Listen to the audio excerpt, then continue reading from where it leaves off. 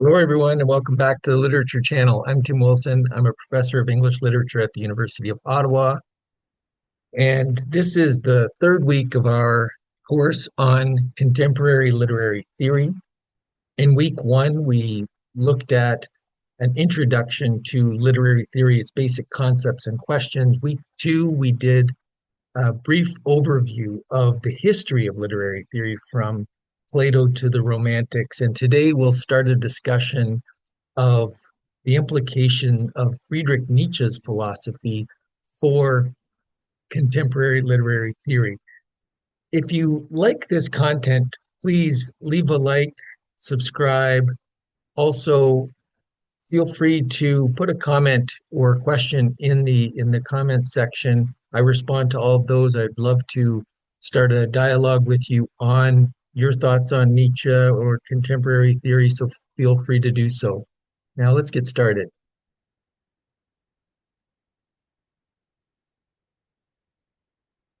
So we'll undertake this discussion of Nietzsche and contemporary literary theory in four parts. First, the first lecture will be on Nietzsche's impact on contemporary literary theory, his influence, and I'll talk about three paths after Nietzsche, so and three generations of Nietzsche followers, let us say, in contemporary literary theory.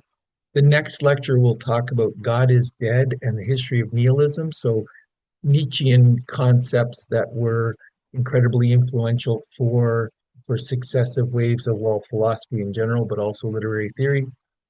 Then the third on will to power and perspectivism, and then the fourth, closer look at his essay, which is the assigned reading for the course on truth and lying in a non-moral sense.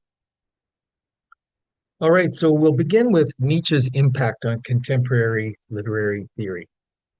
First, a reminder of who Nietzsche is. You can see his dates there, living in the last half of the 19th century.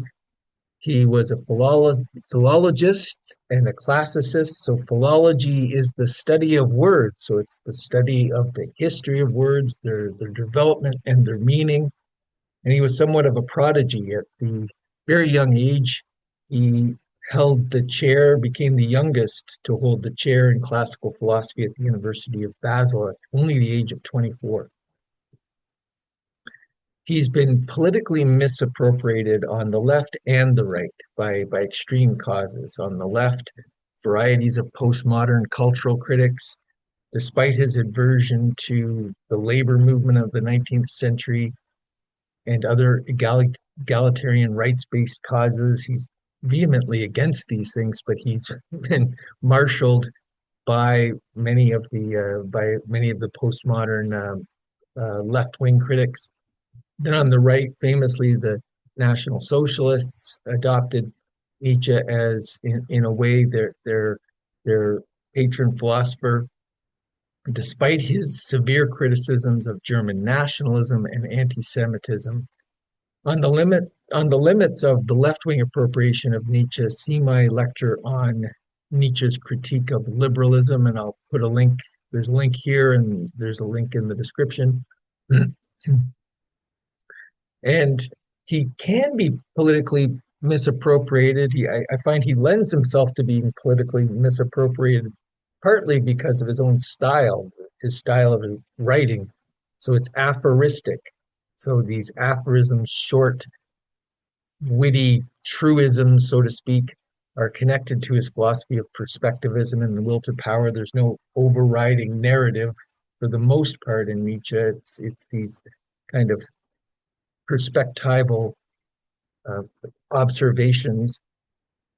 His writing's also artistic and poetic, so it can be interpreted in several ways. And he also has a prophetic and religious tone. For instance, Thus Spoke Zarathustra echoes the New Testament, in particular Matthew. He's probably, along with Karl Marx and Charles Darwin, the most influential 19th century thinkers whose impact continues to this day. So for Nietzsche, modern aesthetic movements, example, expressionism. So I have some lectures on literary modernism, where we look at Nietzsche's impact there as well. Psychoanalysis, so Freud heavily impacted by Nietzsche, existentialism, Heidegger, Sartre, Camus, and of course we'll look at Heidegger as part of this course. Structuralism in the social sciences, Saussure, Levi-Strauss, Barthes. Post-structuralism, Derrida, Foucault, Deleuze. So Nietzsche's relevance. Nietzsche posed questions for which we still have no adequate answers. How can we determine what is right or wrong, true or false, if we've lost our transcendental foundations for moral and epistemological judgments? In a world post-God, in a world where there's metaphysical or Platonic ideals no longer hold. So in some senses, these Nietzschean insights are coming into focus only now in our post-truth era. And another way of looking at it is some of the questions that are posed by Nietzsche. What will be required of humanity as we enter this new epoch without transcendental foundations? And in some senses, these Nietzschean insights are only coming into focus now as we enter a post-human era. People beginning to reflect on what are the ends of, let's say, the Anthropocene and the ends of the limits of a human subject-centered way of thinking. So key takeaways for those who come after Nietzsche: God is dead. The belief in the Christian God has been displaced by modern science, but also the notion of an anchor for truth itself. Nihilism, that humanity lacks a firm foundation for truth, but is also without direction or meaning, and that this nihilism has a history. The rise of nihilism is peculiar to this modern moment.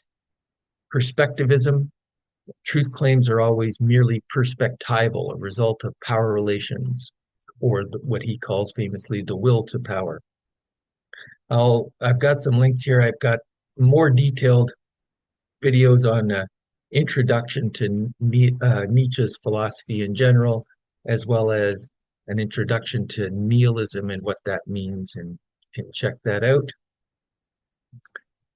Now, a Nietzschean genealogy for contemporary theory. So I quickly introduced the point that Nietzsche is a foundational figure for contemporary literary theory in our first lecture in the introduction to literary theory. So I want to go into that in a bit more detail now. As we'll see, basically three generations of scholars who are following in the wake of Nietzsche. So for contemporary literary theory, as I've said, Nietzsche's probably the most influential.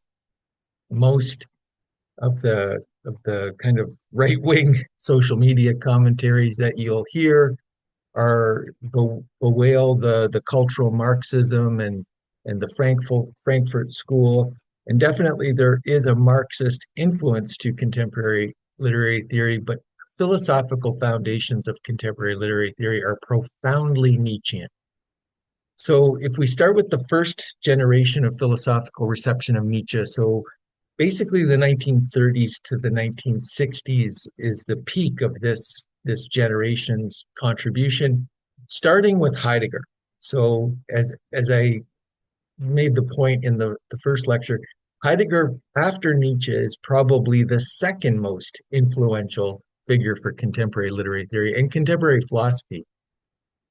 So Heidegger's living from 1889 to 1976, and he's the first to take Nietzsche seriously from a philosophical point of view. And he gave a series of lecture courses on Nietzsche in the 1930s, and they're now published in two huge volumes in English translation, and well worth the read, but tough going if you're not a Heidegger scholar. Then Leo Strauss and Gadamer took courses from Heidegger in the 1920s, and they were deeply influenced by him. And particularly in the case of Strauss, followed Heidegger in terms of being heavily influenced by Nietzsche.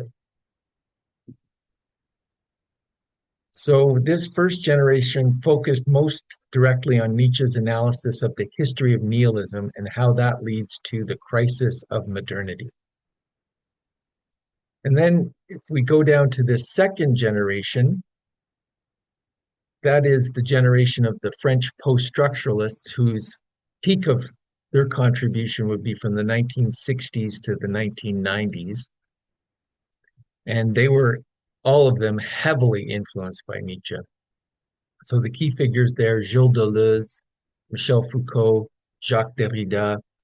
Except for Deleuze, this influence of Nietzsche was obtained via Heidegger. So for Foucault and Derrida, they were reading Nietzsche by means of Heidegger often, or were influenced by both Nietzsche and Heidegger. Deleuze basically tries to eschew Heidegger altogether.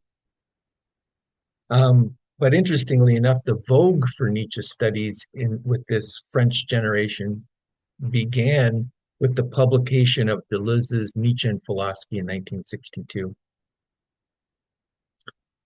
The French post-structuralists developed the implications of Nietzsche's philosophy of the will to power and perspectivism. This led to elaborate philosophies of difference, how differential relations are the metaphysical conditions of possibility for any identity. So the post-structuralists, to some extent, mix insights from Nietzsche with the philosophies of Marx, Saussure, and Freud.